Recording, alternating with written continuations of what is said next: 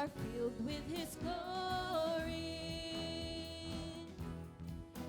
Till the earth and heavens are filled with His glory.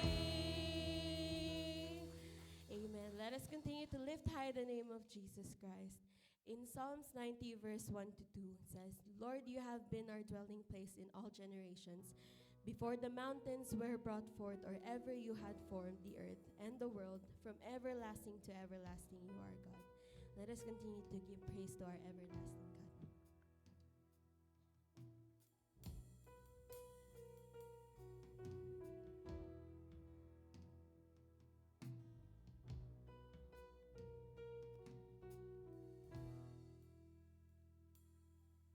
O God, before the mountains were brought forth, or days of spring and summer filled the earth, from everlasting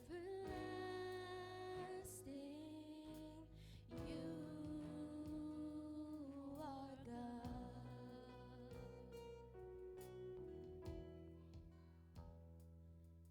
We dwell beneath the stars in ancient skies. 1,000 years are nothing in your sight. From everlasting, you are God. And all our days are held within your hands. Your perfect love and favor have no end. We rest within the wisdom of your plan, everlasting God.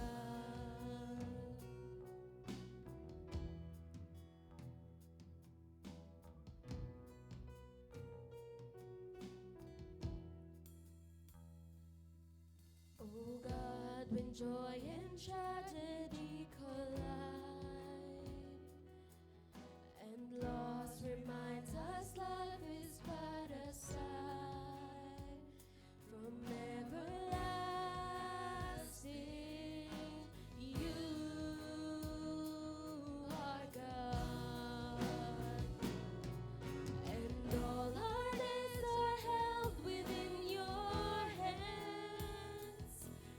Your perfect love and favor have no end. We rest within the wisdom of your plan, everlasting God.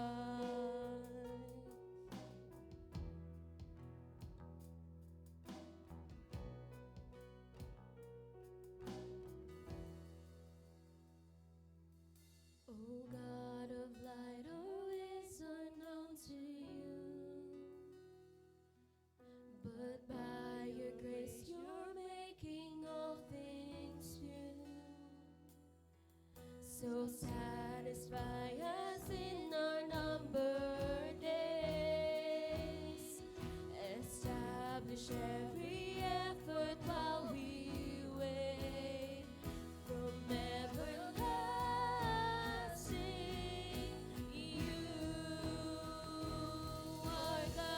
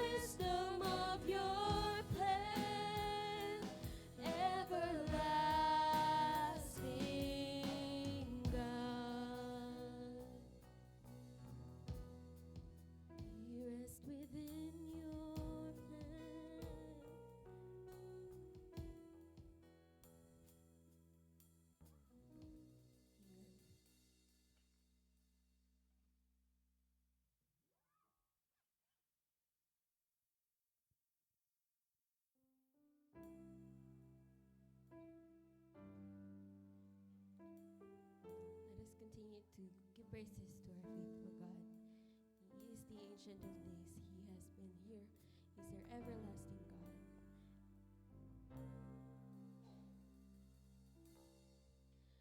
Though the nations rage, kingdoms rise and fall, there is still one King reigning over all.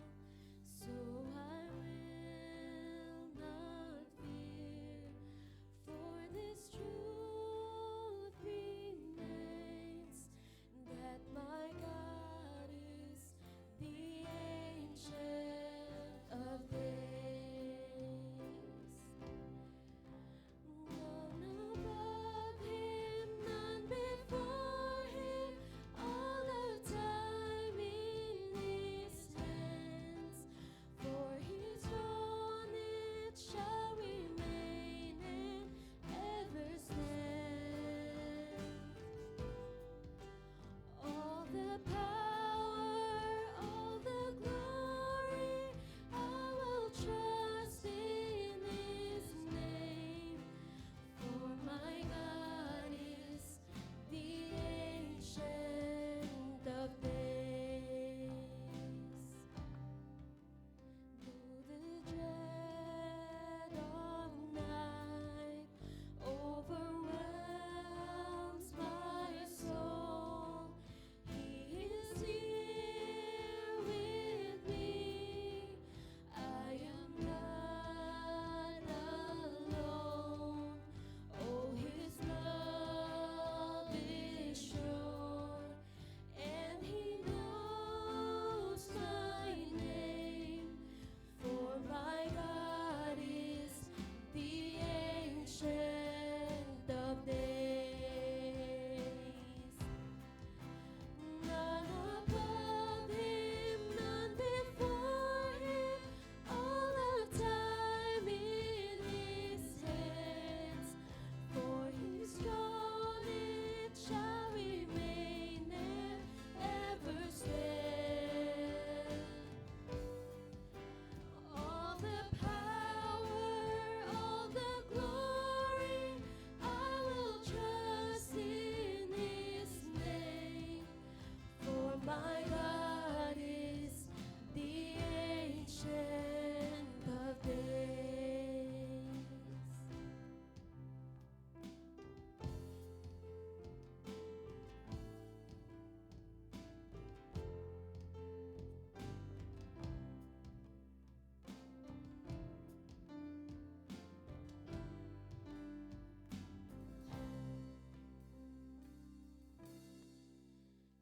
Though I may not see what the future brings, I will watch and wait for the Savior King.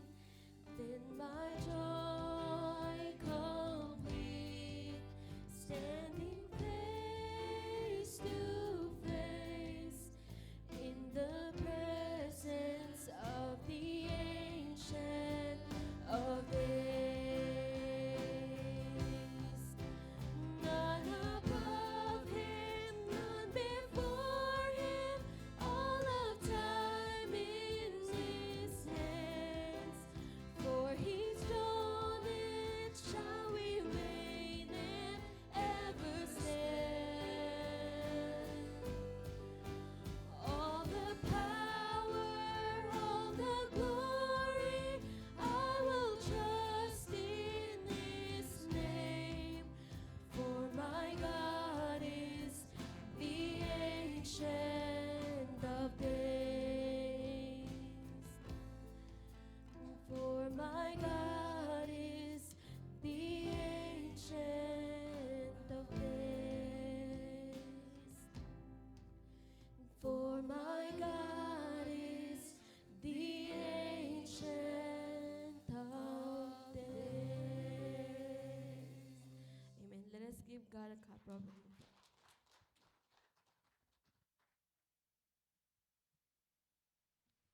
Thank you, praise and worship team. May I call all the kids to please come to the front.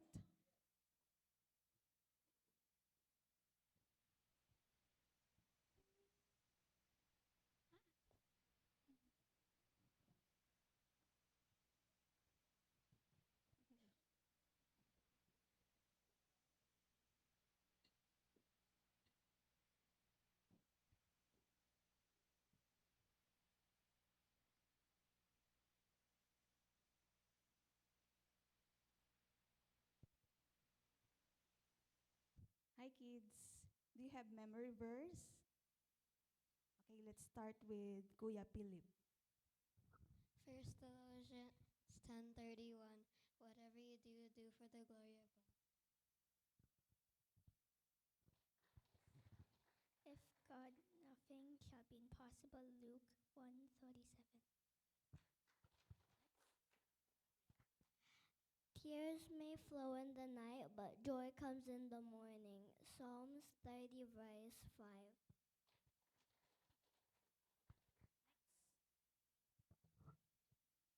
2 Timothy 17. Uh, God did not give us a spirit of fear, but He gave us a spirit of power and strength and love and sound mind.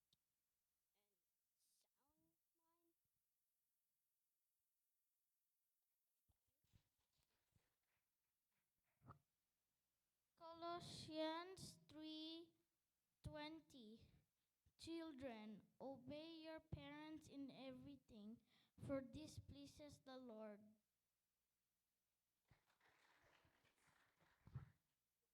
Proverbs 19:21.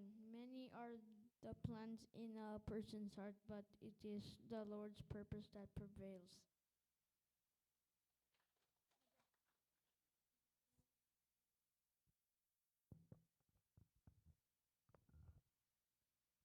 Be wise about what is good and innocent about evil. Romans 16:19. The Lord is good to all. Psalms 145 9. Good job, kids. No more memory verse? Okay. Let us all pray for these children. Dear Heavenly Father, we thank you for the life of these children. We praise you for their energy, curiosity, and their hearts that are open to your truth. Lord Jesus, bless each child. May they grow in faith, hope, and love. Fill their classroom with your Holy Spirit so that every word spoken and lesson taught brings them closer to you, Lord God. Help us as teachers and their parents to guide them with patience, wisdom, and joy. May they embrace what they learn and live it out each day with courage, kindness, and love. This is all we pray in the mighty name of Jesus. Amen. You may now go to your Sunday school.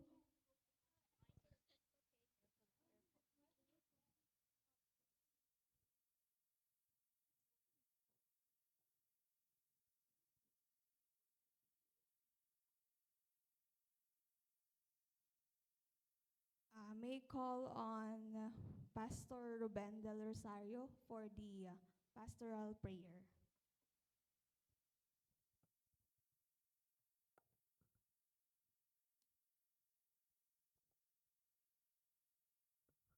Let us all pray. Father in heaven, we thank you for this afternoon. Thank you for this time. Thank you, Lord, for the privilege again to come to your presence, to worship you, to give you thanks, O Lord, for you are our God. Kayo po ang aming Diyos. Kayo po ang aming tagapagligtas. Walang iba. Ang aming Panginoong Kristo. We ask, O Lord, for your grace and mercy to cleanse us by your blood. Cleanse us, O Lord. Wala po kaming kakayanang maglinis ng aming sarili.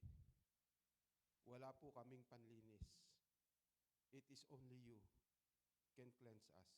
And we thank you, Lord, because our Lord and Savior Jesus Christ come to us, live with us, and because of your grace, we are now standing into your holy throne, O God. Dahil kayo po ang tumawag at nagligtas sa bawat isa sa amin. Lord, we pray na i-bless mo ang aming speaker. We come to you, O Lord, to ask blessings upon blessings for our assistant to the pastor, Kuya Alvin Darapisa. Pagpalain mo po siya, hayaan mo po na ang Espiritu Santo ang siyang pumuspos. At habang siya ay nagsasalita, Panginoon, we ask also the Holy Spirit to work in the midst of us, Panginoon. Prepare our hearts and mind na itong mga salitang ito ay maging mga butil ng iyong mga salita na siyang titimo sa amin at magbibigay sa amin ng lakas sa aming pananampalataya. That all the seeds from your words, Panginoon, ay lumago at magbunga, Panginoon, sa amin. Lord, we ask you also for all the brethren, Panginoon, na nasa bed of sickness. We pray, Father God, na ang iyong mga kamay ay hipuin sila at pagalingin sa kanilang mga karamdaman. We pray also for the peace and order of this world. Especially, Lord, doon sa Middle East, na ngayon po ay merong gulo, merong giyera na nagaganap. Ito naman po ay nasa iyong mga salita. It is already written in the Bible, O Lord, that in the last days, makakarinig kami ng digmaan, makakarinig kami ng kaguluhan. At hindi lamang sa Middle East, Panginoon, kundi sa iba't ibang mga bansa, na ngayon po ay nakakaranas ng kahirapan, pagtaas ng bilihin, at iba't ibang bagay na nagpapahirap sa mga tao. Gayon din ang mga labanang politikal, mga bagay, Panginoon, na nakasulat na in the last days magkakaroon ng kaguluhan. Kaya po, tulungan mo kami na maging mapagbantay. Laging ang pananampalataya na mula sa iyo ang lagi po naming binibigyan ng malaking importansya. Yung pagkatawag sa amin ng Panginoong Jesucristo, yung relationship namin sa iyo, Panginoon, ito po ang aming mabigyan ng malaking importansya sa aming buhay. Na kami po ay lumakad sa inyo pong banal na kalooban. Pagpalain mo po ang bawat isa. At nawa, alisin mo ang takot, alisin mo po yung mga pangamba, dahil kung ito po ang panahon ng inyong muling pagdating, Panginoon, marapat sa mga anak mo na nagpupuri, nagpapasalamat, at sumasamba, sapagkat yung pong pangako mong kaligtasan ay ibibigay mo sa bawat isa sa amin. Ang second coming ng aming Panginoong Hesus ay katiyakan ng kaligtasan sa matyagang nag-aantay sa Kanya. Purihin ka po, luwalhatiin ang iyong banal na pangalan.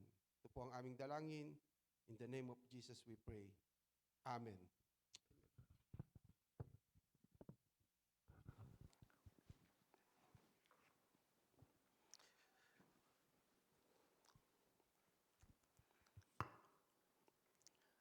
Good afternoon, everyone.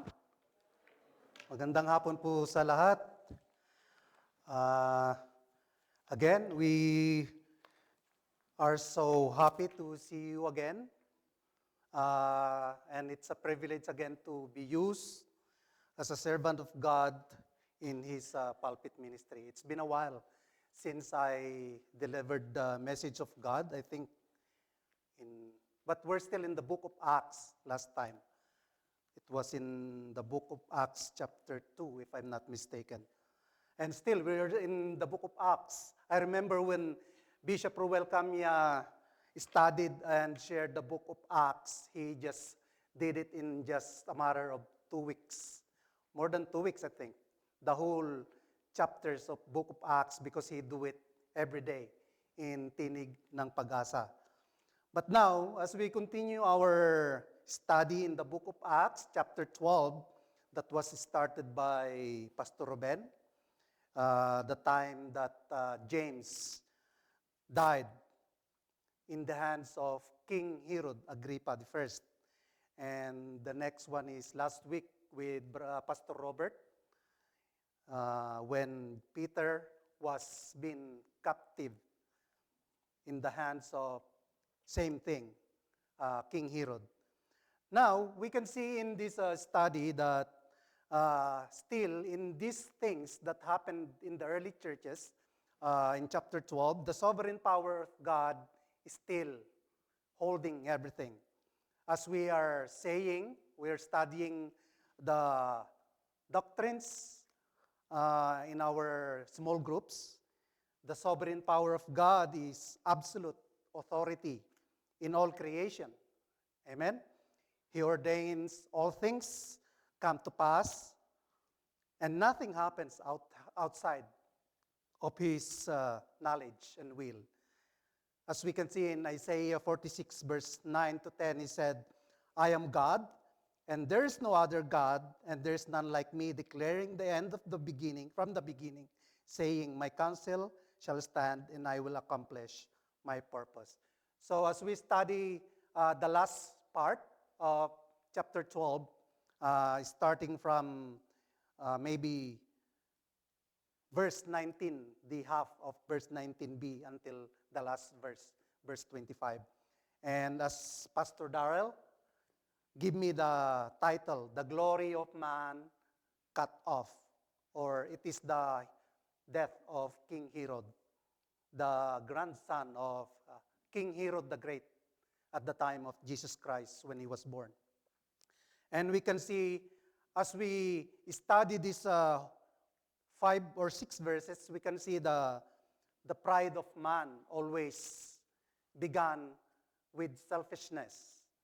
And we all know that when Satan came down in this world, because of what? Pride. And it started with selfishness. It's me. That's what he says. He wants the glory of God. He wants to gain all what is in this world when the creation was being done. As we studied this one, when Satan is in the Garden of Eden, what did he do? He deceived man. That's why man fall to sin. They ate the fruit of knowing what is good and what is not good. So, with this sovereign power of God, he uses even kings like King Herod for his own purposes. Even the government. Government establishes their power even here, in anywhere in this world. Whatever they call it, democratic government, parliamentary government, but still God allows these people, head of state, with his own purpose. That is why there is a saying in the book of Corinthians that we must follow. Even these days, hardships are going through inevitably. The price of gas, price of oil, it's all going up. Price of food goes up 7.3% in just a matter of how months.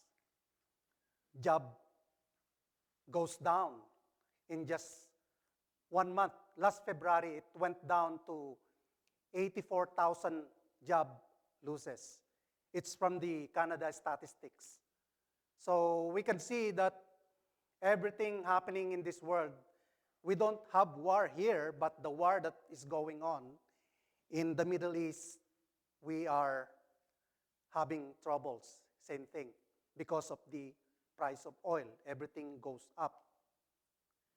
It's a good thing that even though we have this kind of hardships, we have a sovereign God that will fulfill, give us all the providence, give us all the courage and strength to go through.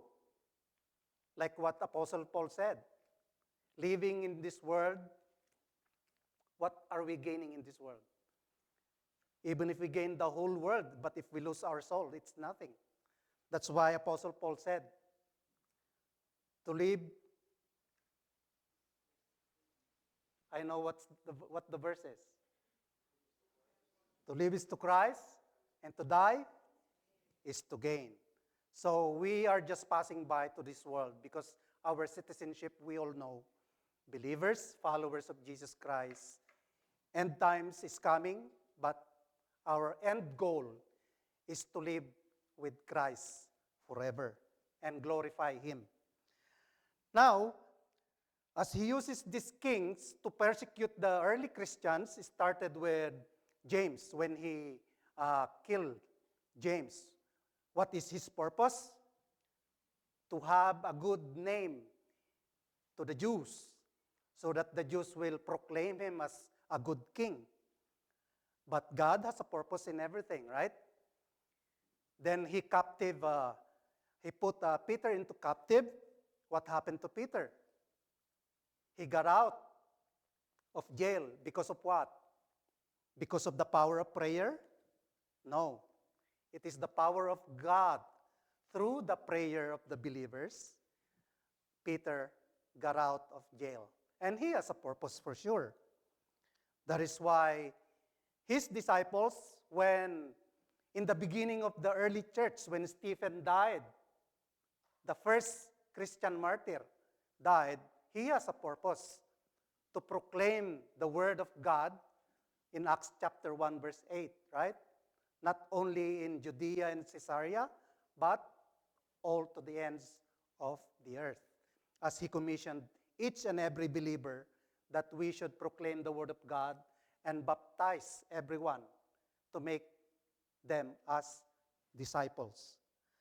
Now, in the passage for today, in Acts chapter 19, Acts chapter 12, verse 19 to 25, we will learn how God deals directly with this king named Herod Agrippa, who acted as God, and his destruction when he took God's glory. His death. He was the son of Aristobulus IV and grandson of Herod the Great, a skillful Roman diplomat and friend to the emperors Caligula and Claudius. He was known for his political savvy, temporary persecution of early Christian churches to gain the favor of the Jewish people. His son, Herod Agrippa II, later oversaw the trial of Apostle Paul in Romans. And in our study, we will see how God's sovereign power over rulers and kings in this world, over political and economic benefits or providence and relationships, and how his unstoppable word will advance, and his ministry, his church, will proclaim his glory. Now, as we continue, may I ask everyone to please stand as we read and open your Bible in Acts 12, 19b to 25, and it says, Then he went down from Judea to Caesarea and spent time there, 20. Now Herod was angry with the people of Tyre and Sidon, and then came to him with one accord. And having persuaded Blastus, the king's chamberlain, they asked for peace because their country depended on king's country for food. 21. On an appointed day, Herod put on his royal robes, took his seat upon the throne, and delivered an oration to them. And the people were shouting, "The voice of God and not of man." Immediately, an angel of the Lord struck him down because he did not give God's glory. And he was eaten by worms and breathed his last. But the word of God increased and multiplied, and Barnabas and Saul returned from Jerusalem when they had completed their service, bringing with them John, whose name was Mark. We can all be seated. So on this passage, we will see the three main points. First is the anger and frustration that leads to sin from verse 19 and 20. The second point is taking God's glory leads to death and or destruction. Verse 21 and 23 to 23. And the last one is the unstoppable word, and church mission continues for God's glory. Verse 24 to 25. Now, if we look on these passages, what will be the question in mind that we can bring about the anger and frustration that leads to sin? Maybe the question will be, what will be the consequence of a man full of pride and selfishness? Because we can see in this king the selfishness that he brought in this kingdom. So if we read verse 19b, he said, "Then he went down from Judea to Caesarea and spent time there. Now Herod was angry with the people of Tyre and Sidon, and they came to him with one accord, and having persuaded Blastus, the king's chamberlain, they asked for peace because their country depended on the king's country for food." Now, if we look on Herod Agrippa, we can see the generation of Herod. They are from his grandfather, they are kings, going down to his son. What are they? Are they good kings, we think? No, because if we start on King Herod the Great, when Jesus Christ was born, he made a decree that all kids or babies from 2 years old below must be killed. Why? Because he heard about the king. Maybe he is in his mind that there will be a next king before him. That's why he ordered that decree.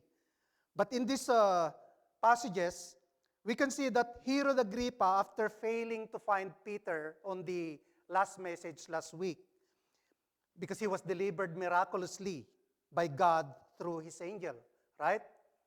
That's Pastor Robert said, it is impossible to get out of that jail with 4 squadron. It says like 16 guards. And some of those guards was chained with him. He sleeps with them. He's inside the jail with them, with those guards. But what happened? It's a miracle. With the power of God, Peter got out of that jail unnoticed. So, when he left and went down to Judea, from Judea to Caesarea, maybe it was because of the humiliation and the frustration that was done. He is humiliated by the Jews because how come? Peter got out of jail. And this frustration and anger makes him what? We know that the meaning of frustration often tied to anger and anxiety, right? Not necessarily as an automatic sin, but as a dangerous emotion that can quickly lead to sinful actions, bitterness, and lack of trust in God's providence. That is the reason why he was frustrated and angry. As we know, Herod was the grandson of Herod the Great, and they are powerful. With his grandfather, a great king, The power is all on them, going down with them. And we all know that the message, James was beheaded.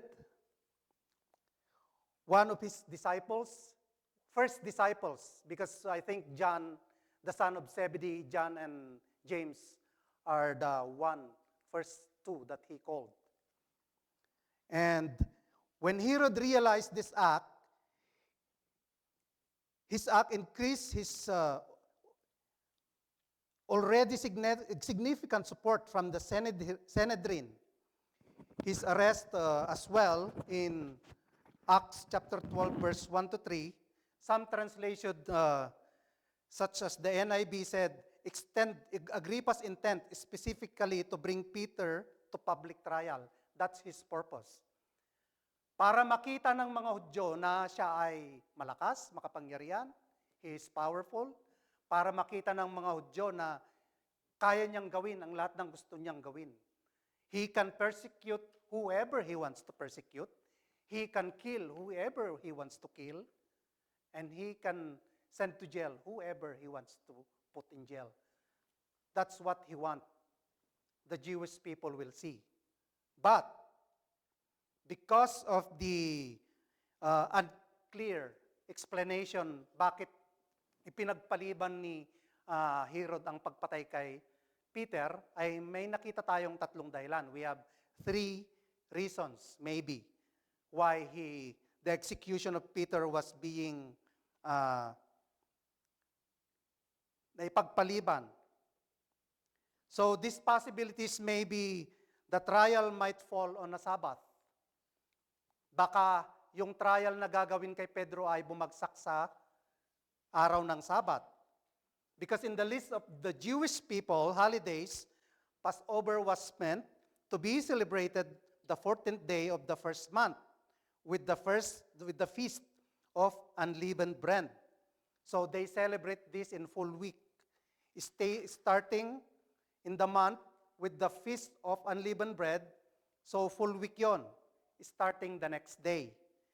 The first and last days will be the feast or holiday Sabbath, wherein no work is to be done. We can see it in Leviticus chapter 23. So, in time, the terms Passover and Feast of Unleavened Bread began to be synonymous, representing all 8 days.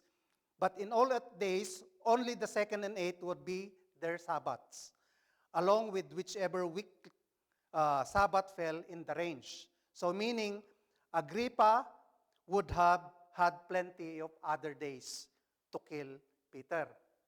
So ipinagpaliban muna niya yung pagpatay kay Pedro. Maaring yun ang dahilan. Or the second possibility would be his Passover clemency. On the day of Passover, at the time of Jesus, Pilate offered to release one prisoner. If we can, kung naalala pa natin, sino yung pinalaya, kapalit ni Jesus. Who is that? Barnabas? Barabbas? I think it's Barabbas. He has the pardon of clemency. Kaya pinalaya si Barabbas, si Jesus ang ipinako sa krus.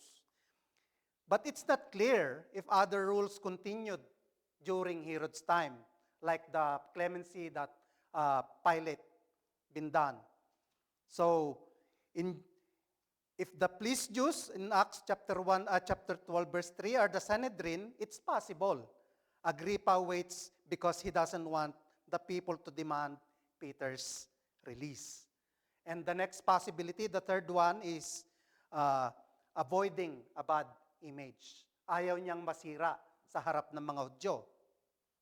It is more likely Agrippa waits because the entire 8-day period is a celebration of God delivering the Jews from slavery in Egypt. It would be inappropriate to host a significant execution in Jerusalem at this time. Kaya ano nangyari? Doon sa pagpapaliban niya ng pagpatay kay Pedro, kumilos ang Diyos. God worked through His angels. Nakalaya.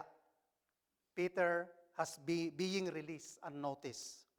And because of this reason, why Agrippa didn't kill Peter, why Herod Agrippa didn't kill him until he got out of the jail. So, what did he do? He went down from Judea to Caesarea and stayed there because of that frustration. He exerts anger now dun sa mga tao ng Tyre and Sidon. And I think the Tyre and Sidon, they called those people the Phoenicians. He exerts anger and power to this neighboring region who depends on him for food. So because of his frustration, because of his humiliation, his selfishness and pride, he cannot stand his anger. And he cannot also stand the angry Jewish people because of that happenings. So as we go to the little history, Tyre and Sidon are two city-states in Phoenicia, north of Galilee. During this time, I think Tyre and Sidon is part of Lebanon. They have good ports and are known for their trading. But the narrow strip between the mountain range and the Mediterranean leaves little farmland. Maliit lang yung lupang tinatamnan nila.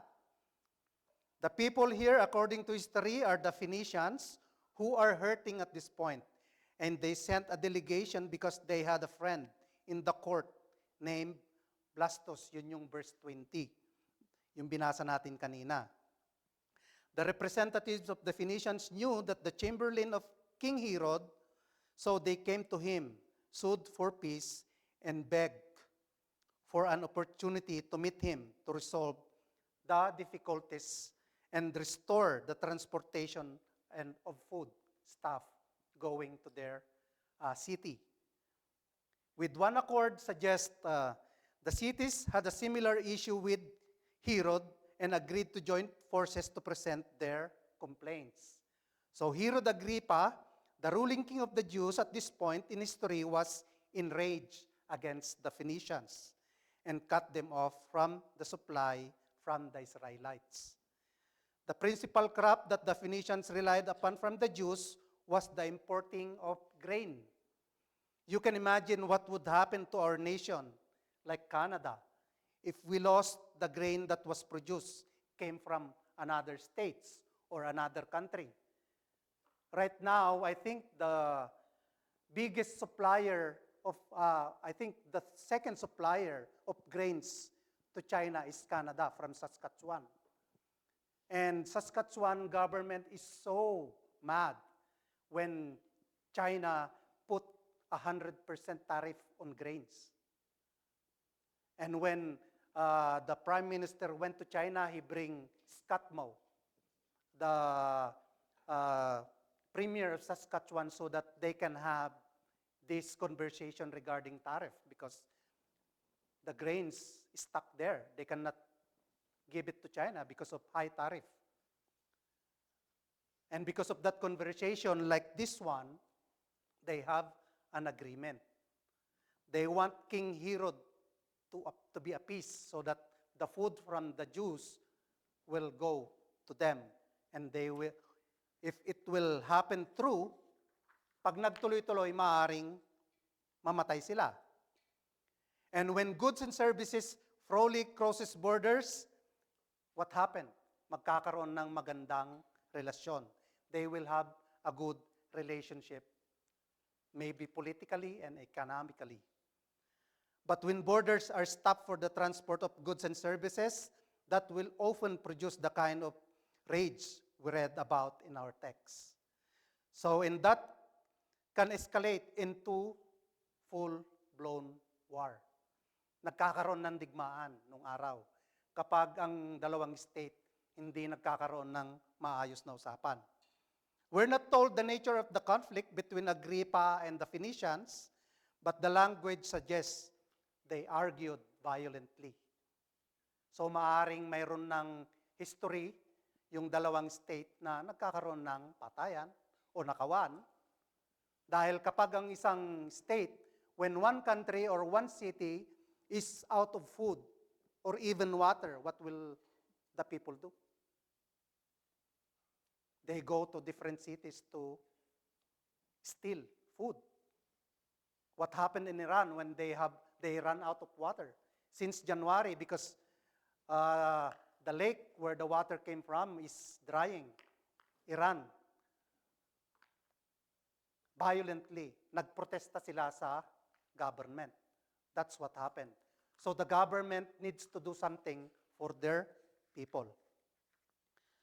So what is the biblical example of this when anger and frustration comes? If we look to the Old Testament, in Numbers chapter 20, verse 10 to 13, we can see when Moses at Meribah, remember what happened?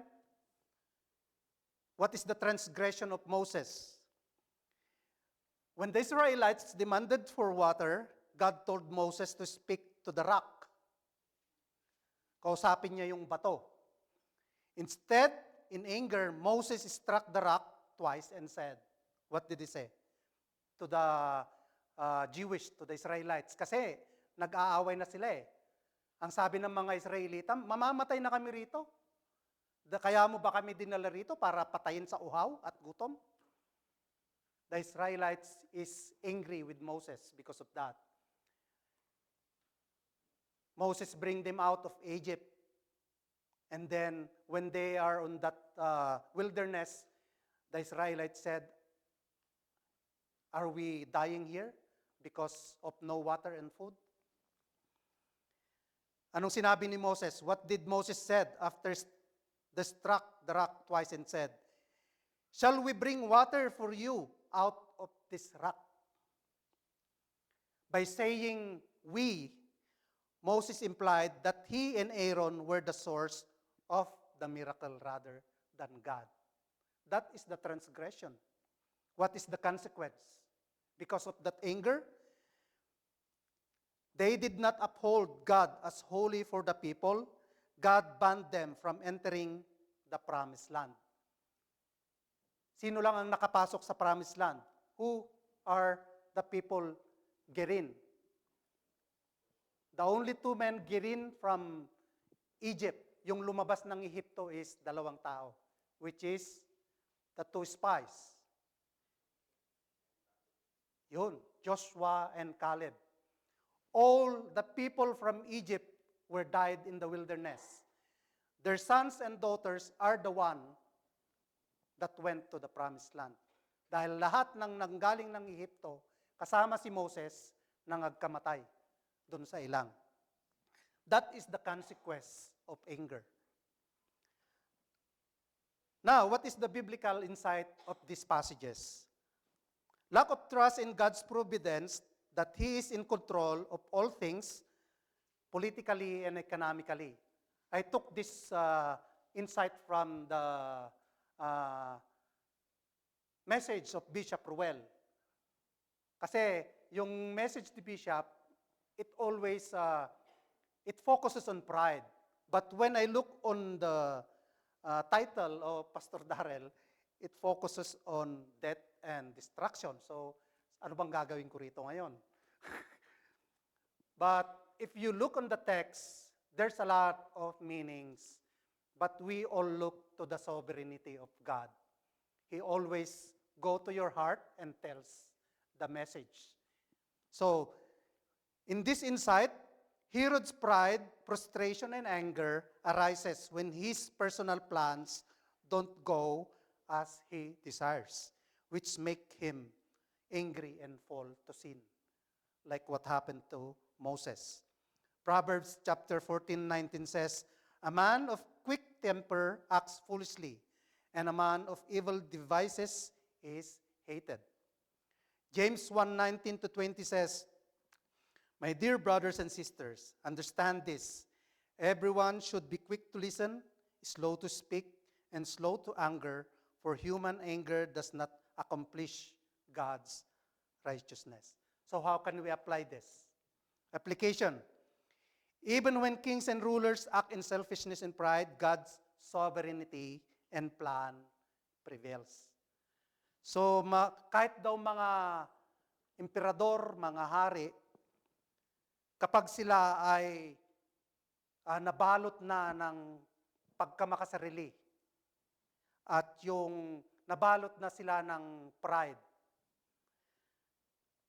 ang Diyos na makapangyarihan sa lahat, yung paling plano niya ang nasusunod.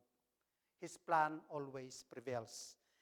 That's why in Proverbs 21:1 says, "The king's heart is a stream of water in the hand of the Lord. He turns it whatever he will." In James 1:20 says, "For the anger of man does not produce the righteousness of God." And Ephesians 4:26-27 says, "Be angry and do not sin. Do not let the sun go down on your anger and give no opportunity to the devil." So, ito rin ang madalas na ipinapangaral ng mga pastor sa mga mag-asawa, tama? Even pastors, when they have this, what do you call this, couples night.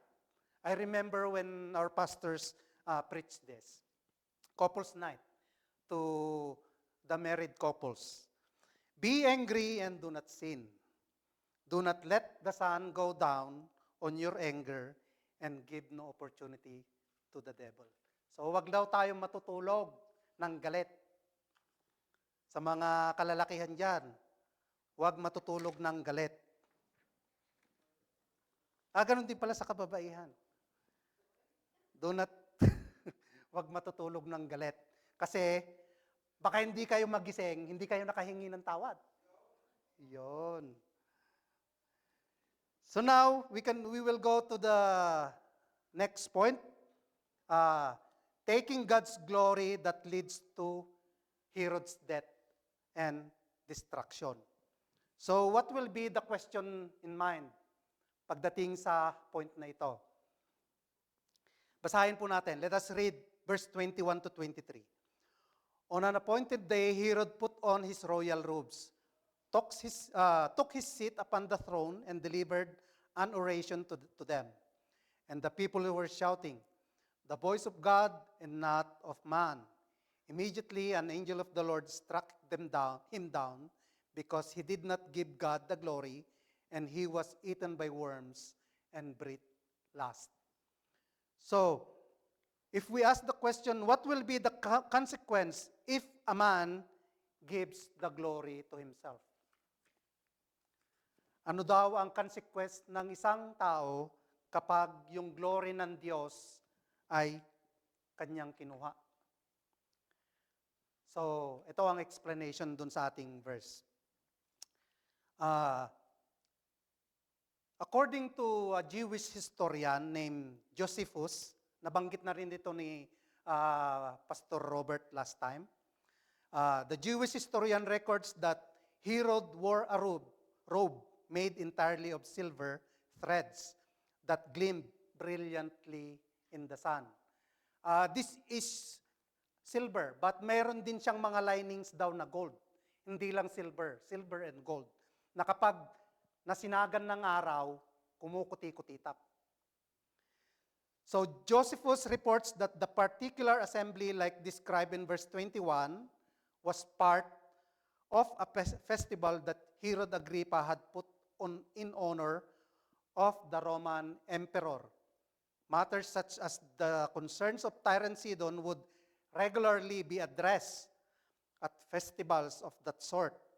Caesar would have been there, but such events were a way of displaying the loyalty of client kings.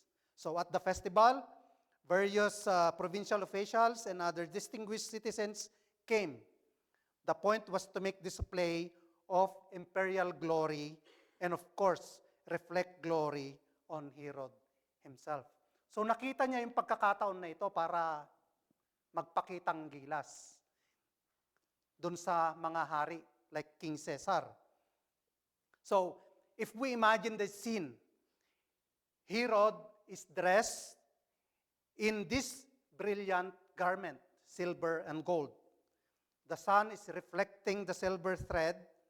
He speaks with pride and false humility to the people, to the Phoenicians. Then his flattery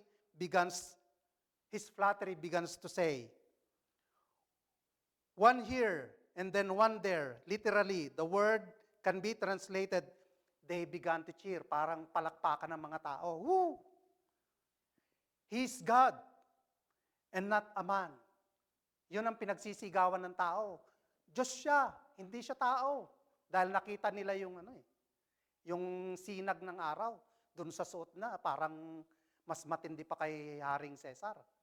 So they can see the brilliance of his robe. That's why the people said, he is God and not man. And Herod does the unbelievable. He believes it. Naniwala siya dun sa sinabi ng mga tao na siya ay Diyos. What happened? Immediately, an angel of the Lord struck him down because he did not give God the glory. And he was eaten by worms and breathed his last. That's what happened. That's the consequence. Destruction and death. If you took God's glory. So, in just one flick of sovereign power, God released worms with Herod's intestines that brought him death. Even the author of Acts, Luke, it matches the historian. Josephus tells us that Herod lingered for 5 days in pain before dying. Dun sa sakit na inilagay ng anghel. Sa power, sa kapangyarihan ng Diyos. What's interesting, brothers and sisters, is that this word appears in only one other passage of the Scripture. If we look in Mark chapter 9, verse 48, describes the horror of hell, where the worms does not die and the fire is not quenched. So, kung titignan natin, doon daw sa impyerno, yung mga, hindi naman bulati eh. Sa Tagalog, ang worms is uod. Yung mga uod daw na kumakain sa laman ng mga tao, hindi namamatay. At yung apoy na naglalagablab, tuloy-tuloy din. So if we imagine these words, where the worms does not die and the fire is not quenched, Jesus himself is speaking in this passage, warning of the wrath of God to come. Hell is a place where people forever are tormented, externally by the flames and heat of fire, and internally by the gnawing of worms that never dies. Can we imagine this? Buhay pa, inuud na si Herod. What if in his second life? Herod becomes a dying illustration on earth of what happens to people living in hell forever. Why? Because of the sin as old as Satan. Verse 23, because he did not give God the glory. Inagaw ni Satanas yung kaluwalhatian ng Diyos. Everyone who populates hell one day will be guilty of the same sin. They refuse to give God the glory alone. They refuse to worship God. God sent into this world His Son so that fallen mankind could have a Redeemer King whom they could worship. Those who refuse to accept Him as a sovereign King and Master, who demand that they sit upon the throne of their lives, that their thinking and philosophy and lifestyle be given first place, that their choices and decisions remain sovereign. They are guilty of refusing to give God alone the glory. So, anong matututunan natin dito mga kapatid? Marahil sa atin dito, hindi nag-isip ni minsan na kunin yung kaluwalhatian ng Diyos. Hindi naman tayo si Satanas. Only Satan think that he can took God's glory. So, here on earth, we can see that this king took God's glory. Inagaw niya, akala niya, ganun-ganun lang. But what happened to him? Destruction. Buhay pa, inuuod na. Buhay pa, nasa impyerno na. Naranasan na niya yung impyerno sa mundo. What are the biblical examples that we can see in the Old Testament? Let us look in the life of King Nebuchadnezzar. Daniel chapter 4 verse 28 to 33. Makikita natin dito yung hari ng Babylonia. What is the transgression of King Nebuchadnezzar? Walking on the roof of his palace, King Nebuchadnezzar boasted, "Is not this great Babylon, which I have built by my mighty power, as a royal residence and for the glory of my majesty?" Let us look on the words. As a royal residence and for the glory of my majesty. We can see that in verse 30. So he credited himself rather than God for his success. What is the consequence? Immediately he was struck with madness, losing his mind, and living like a wild animal until he learned that the Most High rules the kingdom of man. Magpasalamat siya, bumalik pa yung kanyang kaisipan. Hindi kagaya ni Herod na matay. Herod died at once, but King Nebuchadnezzar, later on, he found out that the Most High rules the kingdom of man. Verse 32. So makikita natin dito na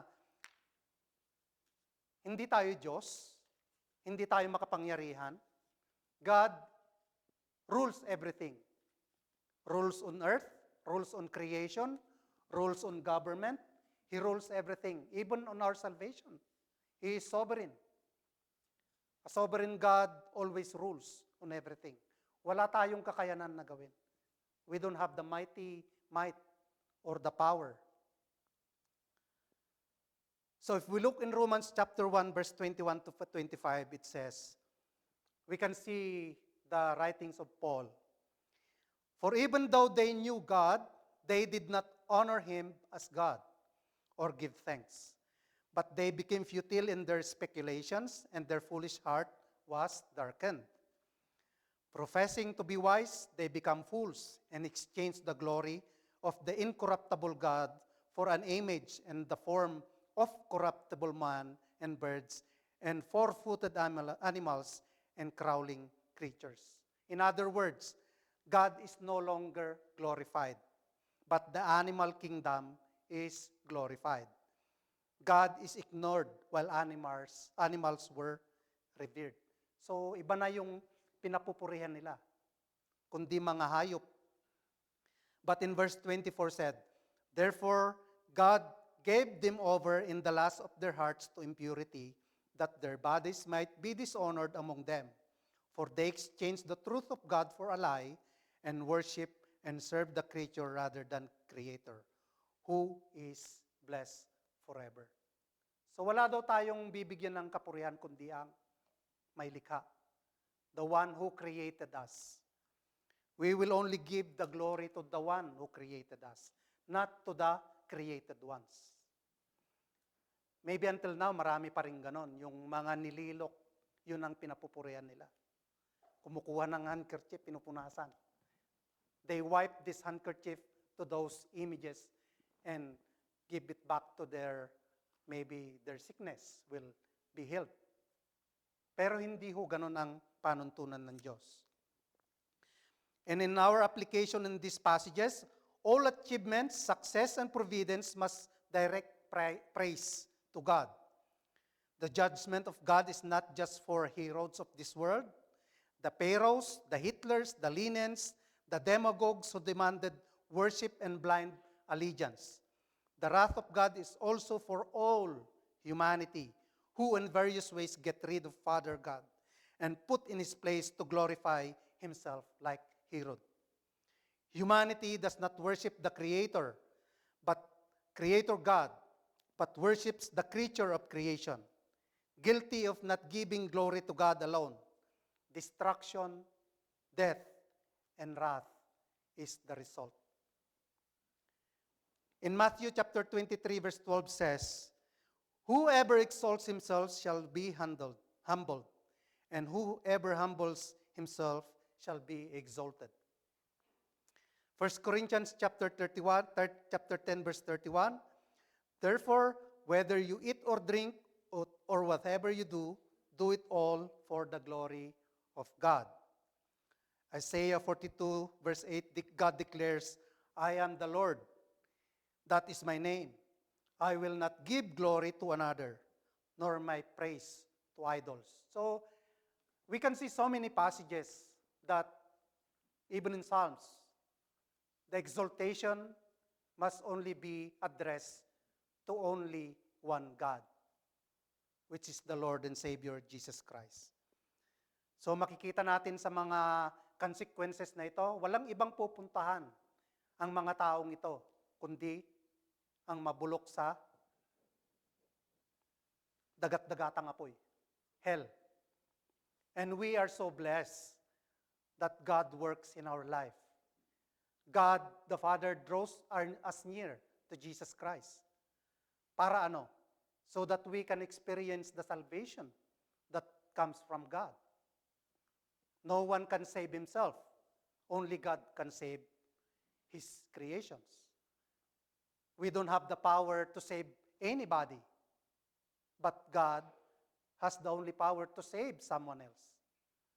And we are so blessed that we understand this word. That is the gift. Because no one understands the word of God unless God works in his life. He changed the old heart with a new heart, a heart of flesh, and renew the spirit that is dead through regeneration or born again, born of the Spirit. Kaya biyaya na tayo mga kapatid ay nandirito ngayon, nakikinig ng salita, pinapatnubayan ng Santong Espiritu para maunawaan natin ang mga bagay patungkol sa Diyos. At syempre, maunawaan din natin kung ano yung mga consequences kapag tayo ay malayo sa Diyos. Amen? Katahimik ka. Now, the last point, the unstoppable word and church mission continues for God's glory. So dito na nagpatuloy yung salita ng Diyos. Pagkatapos na mamatay si Stephen, namatay si James, nakalabas ng bilangguan si Pedro, makikita naman natin ngayon kung paano nag-spread ang salita ng Diyos. Let us look on the verse 24 and 25. It says, but the word of God increased and multiplied, and Barnabas and Saul returned from Jerusalem when they have completed their service, bringing with them John, whose other name was Mark. So kasama na nila dito bumalik si John Mark. Si John Mark yung Mark, the author of one of the synoptic gospel, Mark, which is with them on Paul's first journey para magtayo ng church. So, the divine sovereignty of God always prevails in verse 23. Luke shows here that in this world, earthly kings and kingdoms may rise and God allows them. But at the end, His plan and His word still advances and prevails. In Isaiah 55 verse 11 declares, so shall my word be that goes out from my mouth. It shall not return to me empty, but it shall accomplish that which I purpose and shall succeed in the things which I sent it. So makikita natin dito na ang salita ng Diyos na nanggaling sa bibig ng Diyos ay hindi raw babalik ng walang kabuluhan. Kung ano ang pakay ng salita ng Diyos, yun din ang babalik sa Diyos. kung ang pakay ng salita ng Diyos ay dalhin tayo sa kaligtasan, Diyos ang kikilos, ililigtas tayo ng Diyos. If that His purpose. Many people oppose the suppressed gospel and suppressed the gospel, but God always makes sure that His word continues to grow and multiply. No one can silence God's truth, even the most powerful king or emperors in this world. They can do nothing against it because God is more powerful and nothing to Him is impossible. If we remember before the Lord Jesus Christ ascended into heaven, He promised to His disciples. Acts chapter 1 verse 8, anong sabi doon? But you will receive power when the Holy Spirit has come upon you, and you will be my witnesses in Jerusalem, in Judea and Samaria, and to the end of the earth. So, ito yung commission ng Panginoon. This is what He commissioned on the early churches. Kasama doon sa commission that you will make disciple of all nations. To all believers who truly believe in the Lord Jesus Christ, they have the Holy Spirit. And the Holy Spirit will empower us to deliver His message, to proclaim His word, to be multiplied, para dumami, para mas masaya. Mas marami, mas maganda, di ba? The more the merrier. More believers, angels in heaven will be glad dahil marami tayong mga kasamang pupunta sa Diyos. So, after these disciples received the Holy Spirit, they proclaimed the Word of God unstoppable and boldly, without fear. Stephen, the first Christian martyr, died proclaiming the Word of God, but God ordained Saul and became Paul, the last ordained apostle of Christ, to continue the works, sharing the word of God, not only to the Jews, but also to the Gentiles. God commissioned all believers and followers of the Lord Jesus Christ with this word in Matthew chapter 28, verse 19 to 20. Ano sabi? Go therefore and make disciples of all nations, baptizing them in the name of the Father and of the Son and of the Holy Spirit, teaching them to observe all that He had commanded, and behold, He is with them always to the end of the ages. So makikita natin dun sa verse 25, bumalik si Paul kasama si Barnabas, yung kanyang mentor. Paul and Barnabas coming back from Jerusalem after completing their service from Antioch, bringing John Mark, Barnabas' cousin, who came along with them on their first journey to establish churches that we can see later on, dun sa Acts, on the coming chapter 13. So Paul travels around. He played a crucial role in the formation and development of the early Christian church. Many of the communities he encountered on these missionary journeys were the same ones he wrote in his pastoral epistles, yung mga sulat niya. And Apostle Paul's missionary journeys helped spread the gospel throughout much of the ancient world. Over the course of his ministry, he traveled more than 10,000 miles and established at least 14 churches. Because of Paul, Jesus' story will spread all over the northern Mediterranean. So, marami pa lang na itayong na-establish na church si Pablo. Si Pablo nga ba ang nag-establish? Ginamit ng Diyos si Pablo para makapagtayo ng mga iglesia, para ma-convert ang mga Kristiyano. So there are many believers and followers of Jesus Christ that was converted. Imagine 14 churches established. So gaano karami yon? So as an application, God's word is sovereign in His promises and purpose. Gospel message cannot be hindered by human opposition and persecution or any circumstances. Gaya ng sinabi sa Isaiah 55:11, so shall my word be that goes out from my mouth, it shall not return to me empty. So hindi babalik ang salita ng Diyos ng walang kabuluhan. Lagi nating alalahanin yan.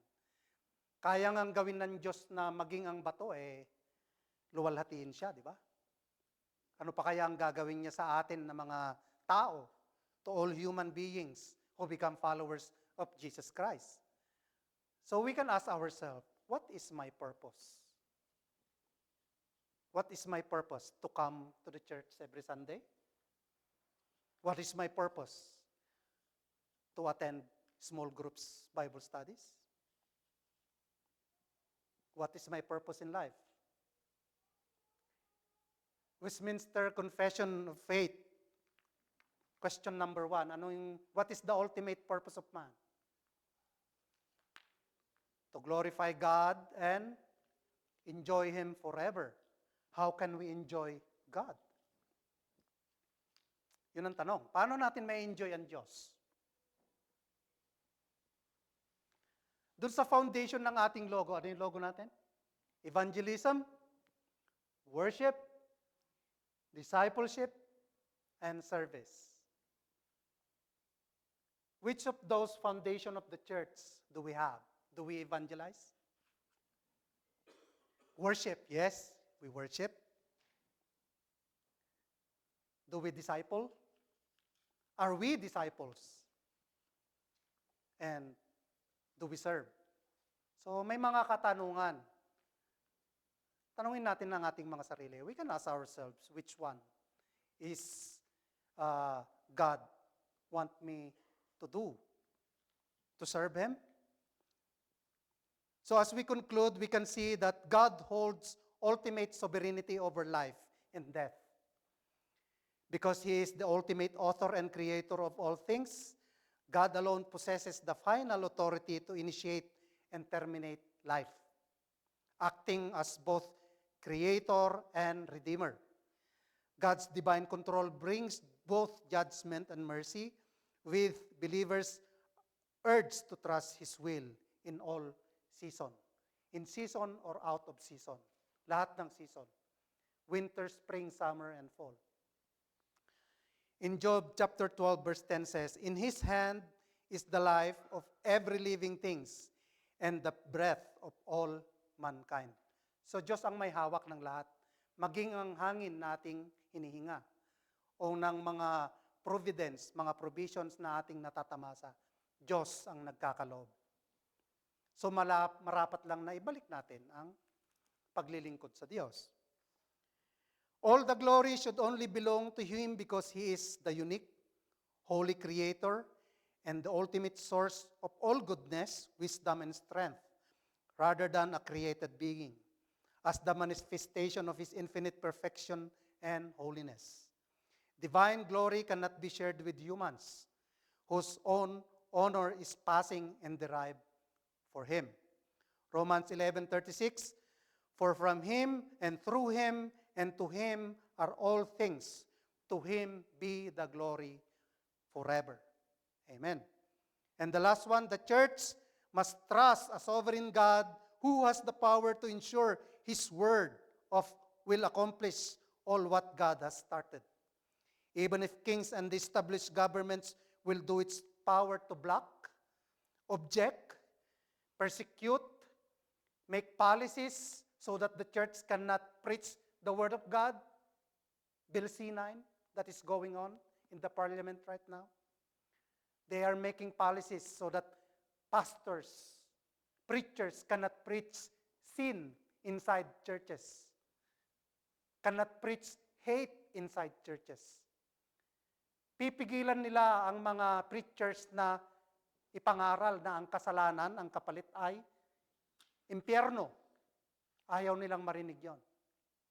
And if that bill passes, preachers can be detained if somebody go to lawyers that he is being mistreated because of that preaching. Dito natin mapapatunayan ngayon, kapag nakapasa ang policy na yan, kung sino ang tunay na iglesia ng Diyos. Amen? If that policy passes, pastors, we will see to these preachers now who is the true preacher aligned in the Word of God. And that is a big, anong tawag dito? Napakalaking hamon para sa ating lahat. Imagine, we cannot preach sin and hate inside the church. All we have to preach is love. Even if you are a sinner, God loves you. How about the judgment? Aalisin nila, tatanggalin nila ang huwes ng mundong ito, the judge of this world. They don't want to listen to the wrath of God if you are a sinner. But Peter says in 1 Peter chapter 1, verse 25, all flesh is like grass, and all its glory like the flower of grass. The grass withers and the flower falls, but the word of the Lord remains forever. Amen? So, glory to God. I hope and pray that we learn something today. And may I ask everyone to bow our heads and let us pray. Lord God in heaven, we thank you for your words that we heard today. Thank you for the opportunity that you gathered us here to study and listen to your message. Thank you for using your humble servant in proclaiming how great and sovereign you are to all creation and even in our salvation. We thank you, O God, for giving us the privilege to exalt you, glorify you according to your will and purpose in our lives. As you gather us here today, may we experience your goodness by using each one of us to proclaim and share your words, not only inside but outside of this church, especially to our relatives, family, and friends, so that your purpose to spread your words, we can make disciples of all nations. And in Matthew 28, we will soon be fulfilled. Use us mightily, O Lord, according to your power and will, as our sovereign God. We give you all the highest glory and honor. And all this prayer we ask in the name of our Lord Jesus Christ. Amen. To God be the glory. Amen.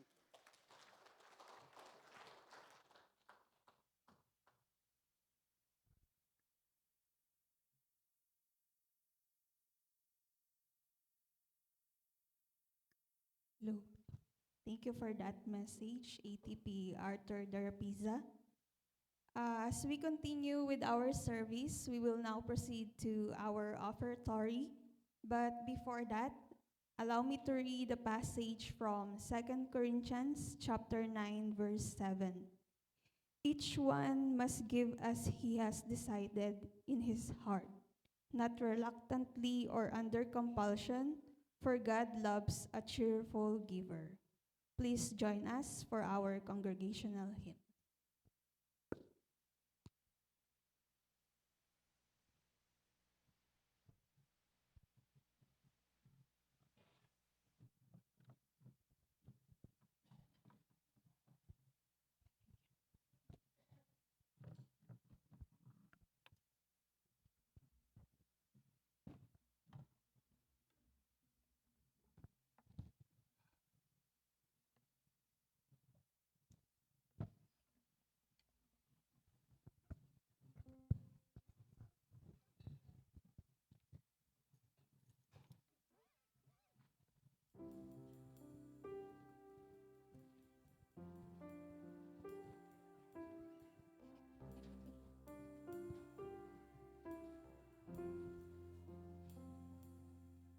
When my heart was cold and lifeless, and no wonder in my blindness you pursued me.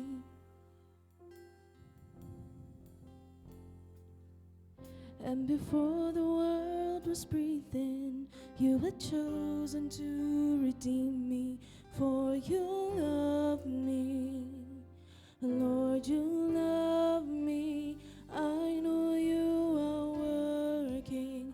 You are working all things for your glory and my good.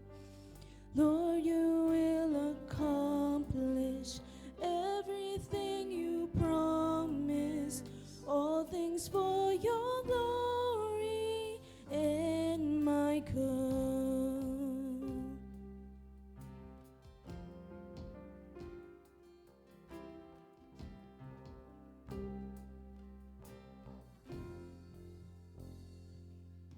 Though the enemy is mighty and 1,000 fall beside me, you defend me. When the wilderness seems endless and I feel the weight of darkness, you are with me.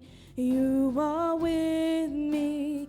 I know you are working. You are working all things for your glory. And my God, Lord, you will accomplish everything you promised. All things for your glory. And my God.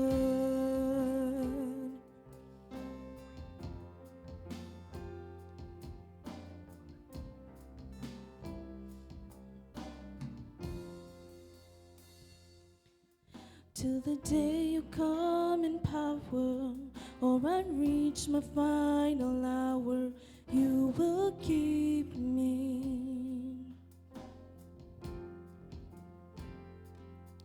You're the author of my story. You are faithful, you are for me. I will praise you. I will praise you. I know you are working. You are working all things for your glory. And my God, Lord, you will accomplish everything you promised. All things for your glory. And my God, oh, I know you are working. You are working all things for your glory. And my God, Lord, you will accomplish everything you promised. All things for your glory. And my God. May I please invite everyone to stand up as we sing our offertory, followed by doxology.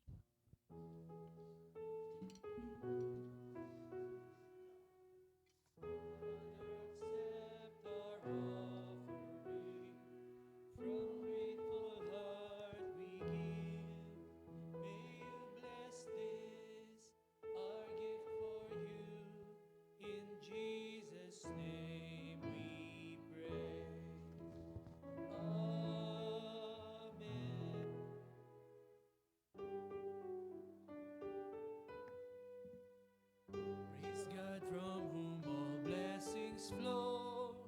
Praise Him, all creatures here below. Praise Him above, ye heavenly hosts. Praise Father, Son, and Holy Ghost. Amen. Lord Heavenly Father, we thank you, O Lord, for the victory of our worship today. We are so thankful for your words that we hear this afternoon. Thank you for your man you called, our assistant to the pastor, our beloved brother Alvin Darapisa. May you bless him and his family as well.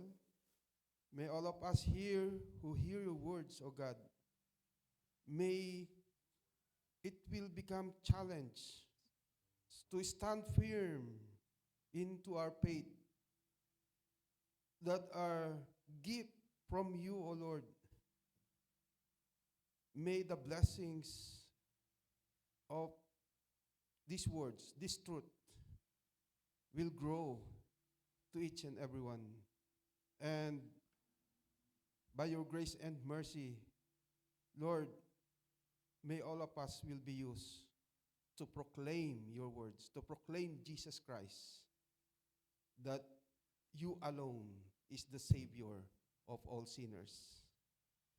Thank you, Lord, for the guidance to our church to our members, to those who walking into the likeness of our Lord Jesus Christ. Thank you, O Holy Spirit. Thank you for the power and protection so that your church will continually do the tasks that you entrusted to each and every one. May your full blessing and guidance and protection be upon us and to all Christians around the world. Pour your blessings upon us. Now unto him that is able to keep you from falling, and to present you faultless before the presence of his glory with exceeding joy. To the only wise God, our Savior, be glory and majesty, dominion and power, both now and forever. Amen.